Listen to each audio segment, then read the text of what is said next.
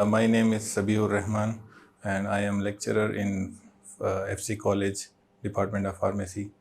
And my specialization is pharmacognosy, जिसको हम simple term में नेचुरल मेडिसिन कहते हैं। जनरल टर्म है नेचुरल मेडिसिन, काफ़ी लोग पहचानते भी हैं, कुछ लोग नहीं भी जानते होंगे। Natural medicines are those medicines जो कि नेचुरल सोर्सेज से हम ऑब्टेन करते हैं। For example plants, animals, micro organisms and sun mineral sources भी इसमें आती हैं। सो सबसे ज़्यादा जो सोर्सेज कॉमन हैं वो प्लांट्स हैं।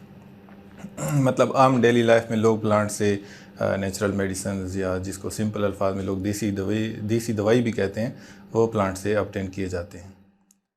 कई मिसालें हैं हमारी ज़िंदगी में जो लोग डेली लाइफ में मेडिसिन यूज़ करते हैं। फॉर एग्ज़ाम्पल चाय पीते हैं, हर कोई चाय पीता है। दुनिया में पानी के बाद दूसरा सबसे ज़्यादा पिया जाने वाला मशरूब चाय है। कॉफ़ी पीते हैं। इसके अलावा खानों में मुख्तलिफ़ किस्म के वेजिटेबल्स, किचन ड्रग्स जैसे स्पाइसेस मुख्तलिफ यूज़ किए जाते हैं। लाइक सौंफ है, धनिया है, पुदीना है, इसके अलावा सिनेमन है, दारचीनी जिसे कहा जाता है। ये तमाम जो है ये देसी अद्वियात हैं जो प्लांट सोर्सेज है हम लेते हैं। ये ऐसी अद्वियात हैं जो कि विदाउट एनी साइड इफ़ेक्ट्स लोग मतलब यूज़ करते हैं, उनको कोई इसका टॉक्सिक इफ़ेक्ट नहीं आता। इसके अलावा कुछ ऐसे भी मेडिसिन्स हैं जो कि लोग समझते हैं कि उनके डेली रूटीन में इस्तेमाल होने चाहिए, जैसे कॉस्मेटिक्स हैं जो लोग स्किन केयर के लिए यूज़ करते हैं। काफ़ी सारे एग्जांपल्स हैं इस तरह। अब कुछ ऐसे सवाल जैसे फॉर एग्जांपल कि ग़िज़ा और दवाई में क्या फ़र्क है, तो यहाँ पे थोड़ा सा डिफ्रेंशिएट करना ज़रूरी है। जैसे फॉर एग्जांपल कुछ चीज़ें हैं, कुछ केमिकल ऐसे सब्सटेंसेस जो हमारे जब हम खाते हैं और हमारी बॉडी का पार्ट बन जाते हैं, तो उन केमिकल सब्सटेंसेस को जनरली ग़िज़ा कहा जाता है।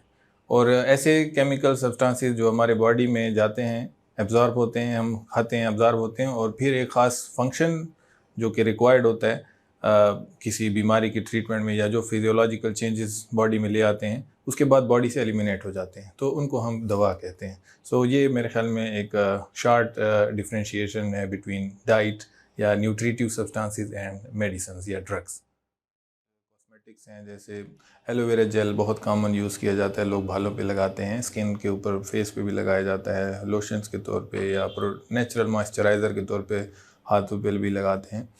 इसके अलावा भी कुछ ऐसे अद्वियात हैं जो ट्रीटमेंट में इस्तेमाल किए जाते हैं, जैसे पॉइज़न ईवी एक प्लांट है जिससे हाइलिक्सिया सिरप बनता है, कोफर्ब सिरप भी उससे बनता है।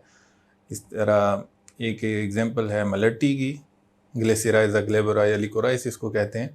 सो मलट्टी बहुत कॉमनली यूज़ किया जाता है तिब मेडिसिन में। तूतसिया एक कॉमन सिरप है जो मार्केट में अवेलेबल है और लोग इसको इस्तेमाल करते हैं, ये भी नेचुरल मेडिसिन है। इसके अलावा कुछ ऐसे सब्सटेंसेस जो हम बीमारी के बचाव में या ख़ुद को जवान रखने के लिए, जिसको हम इंग्लिश में एंटीऑक्सीडेंट्स कहा जाता है या एंटी एजिंग सब्सटेंसेस, जो हमारी एजिंग को रोकते तो नहीं है लेकिन हेल्दी रखते हैं हमारी बॉडी को, तो एक ज़्यादा उम्र का बंदा भी यंग लगता है। सो ऐसे सब्सटेंसेस जैसे ग्रीन टी की एग्जांपल लेते हैं, मुख्तलिफ़ फ्रूट्स जूसेस जिसमें फिनोलिक कंपाउंड्स, फिनोल्स केमिस्ट्री का एक सब्सटेंस होता है, केमिस्ट्री के लोग इसको समझते होंगे, फार्मेसी के भी। Phenolic substances are basically they are antioxidants, तो ये हमारे बॉडी से फ्री रेडिकल्स को एलिमिनेट करते हैं और हमारे सेल्स जो हैं they function better in the presence of. So पूरी हमारे जो लाइफ है, हमारा डेली वास्ता पड़ता है मुख्तलिफ़ किस्म के नेचुरल मेडिसिन के साथ।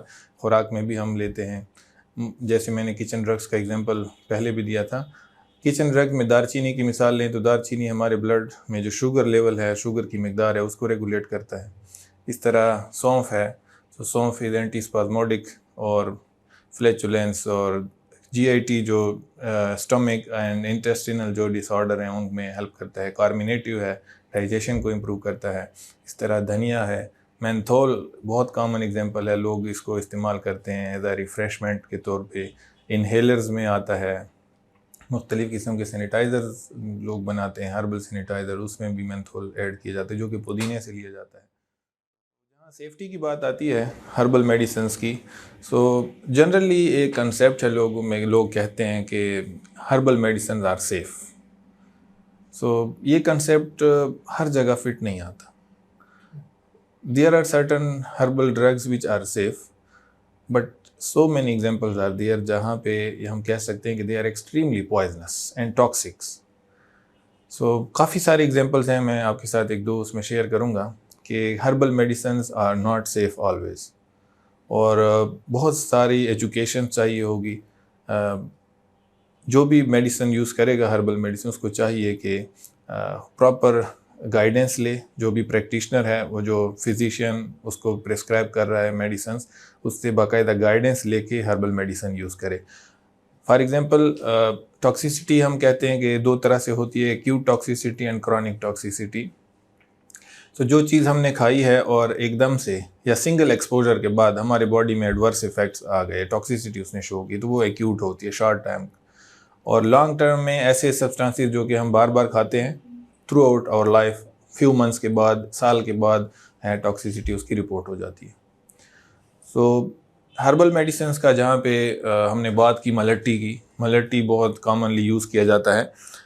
मलट्टी अगर ज़्यादा देर के लिए एक ऐसा पेशेंट यूज़ करेगा जिसकी एज 40 प्लस है या वो हाइपरटेंसिव पेशेंट है, तो मलट्टी जो है ये बॉडी में फ्लूइड्स रिटेंशन करती है और इलेक्ट्रोलाइट्स रिटेंशन करती है, जिससे हाइपरटेंशन हो सकता है, मतलब ब्लड प्रेशर बढ़ सकता है। तो मलट्टी को इस्तेमाल करना बाकायदा गाइडेंस चाहिए होती है और प्रॉपर एजुकेशन दिया जाना चाहिए पेशेंट्स को, फिर जाके मलट्टी यूज़ करना चाहिए।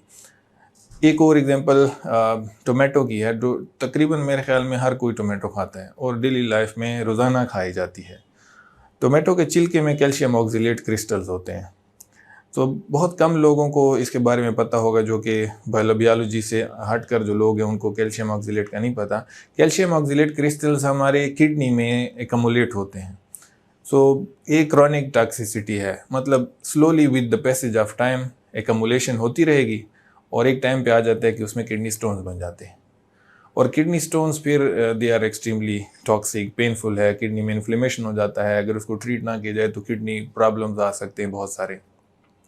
इस तरह एक और एग्जांपल मैं हनी की देता हूँ। हनी बहुत ज़्यादा कॉमनली यूज़ किया जाता है। सो हनी में आम लोग ये कहते हैं कि हनी शुगर के मरीज़ भी खा सकते हैं। अब जहाँ केमिस्ट्री की थोड़ी सी बात आए कि इसके केमिकल कंपोजिशन को अगर देखा जाए, तो इसमें सुक्रोज़ की बहुत ही कम मिकदार होती है, जो कि डायबिटीज़ पेशेंट्स के लिए डेंजरस होता है सुक्रोज़। लेकिन still there is a chances कि उसमें सुक्रोज़ की लिटिल क्वांटिटी है।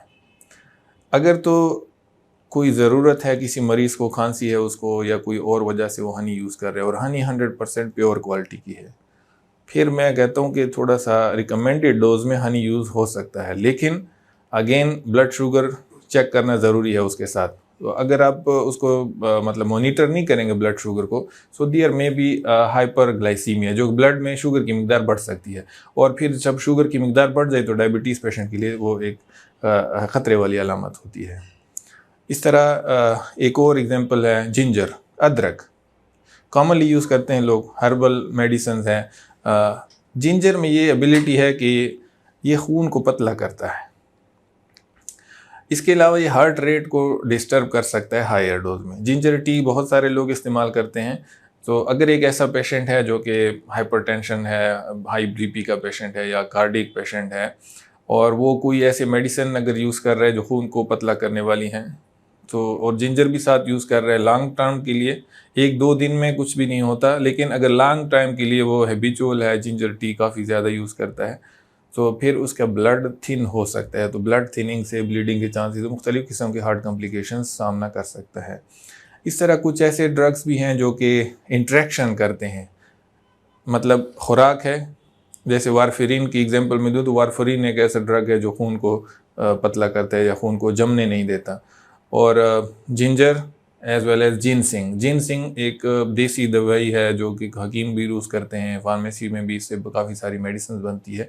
वो भी यही इफ़ेक्ट है कि खून को वो भी पतला करते हैं। तो जिनसिंग का यूज़ और जिंजर का यूज़, इस तरह गार्लिक हार्ट पेशेंट्स के लिए बेस्ट है। लेकिन अगर खाने से ज़्यादा, एक तो हम सालन में जितना यूज़ करते हैं वो सेफ़ है, लेकिन ओवरडोज की अगर बात करें तो गार्लिक भी किसी स्टेज पर आता है कि लॉन्ग टर्म में कार्डियक पेशेंट्स के लिए, स्पेशली जो वारफरीन यूज़ करते हैं, उनके लिए फिर रिकमेंडेड नहीं है। इस तरह ग्लिसराइड की एग्जांपल हो गई, हनी की एग्जांपल हो गई, there are so many other example. Tea है, चाय लोग पीते हैं, प्रेगनेंसी में चाय जो है कैफ़ीन चूँकि होता है उसमें, तो थोड़ा सा अवॉइड करना चाहिए। इस तरह काफ़ी सारे एग्जांपल्स एनिमल सोर्स से भी आ सकते हैं। केमिकल्स ड्रग्स भी लोग यूज़ करते हैं, so there is a interaction between chemicals and foods and natural medicines. तो प्रॉपर गाइडेंस ज़रूरी है। हाँ, जब भी कोई फिजिशियन से भी मैं ये रिक्वेस्ट करूँगा कि जब वो मेडिसिन प्रिस्क्राइब करे हर्बल ओरिजिन का हो, तो बाकायदा एजुकेट करे पेशेंट को। और पेशेंट जो मेडिसिन यूज़ करते हैं, हकीम की मेडिसिन्स हैं, क्योंकि कुछ हकीम की मेडिसिन में मेटल्स भी यूज़ होते हैं, जिससे हिपेटोटॉक्सिसिटी, लीवर टॉक्सिसिटी भी हो सकती है, किडनी डैमेज उससे हो सकता है। तो प्रॉपर गाइडेंस बड़ा ज़रूरी है।